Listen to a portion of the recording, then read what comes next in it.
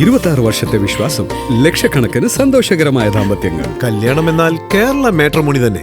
6 ദിവസം നീണ്ടുനിന്ന ഔദ്യോഗിക വിലാപയാത്രകൾക്കും ചടങ്ങുകൾക്കും ശേഷം ഇറാന്റെ പരമോന്നത നേതാവ് ആയത്തുള്ള അലി ഖമനയുടെ സംസ്കാര ചടങ്ങുകൾ നടന്നു.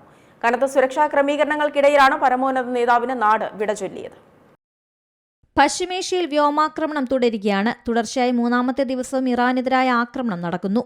ഇതിനിടയിലാണ് ഇറാന്റെ പരമോന്നത നേതാവിന് വിട ചൊല്ലിയത്. വിവിധ നഗരങ്ങളിൽ ലക്ഷക്കണക്കിന് ആളുകളാണ് വിലാപയാത്രകളിൽ പങ്കെടുത്തത്. ജനലക്ഷങ്ങളുടെ സാന്നിധ്യത്തിലാണ് ഖമേനിയുടെ സംസ്കാര ചടങ്ങുകൾ നടന്നത്. ആക്രമണങ്ങൾക്കിടയിലും ജനങ്ങൾ തെരുവിലിറങ്ങി നേതാവിനോടുള്ള ആദരവ് പ്രകടിപ്പിച്ചു. അതേസമയം സംസ്കാര ചടങ്ങിന്റെ അവസാന ദിനത്തിലും ഖമേനിയുടെ പിൻഗാമി മുജ്തബ ഖമേനി പ്രത്യക്ഷപ്പെട്ടില്ല. സുരക്ഷാ ഭീഷണി കണക്കിലെടുത്താണ് എത്താത്തതെന്നാണ് സൂചന.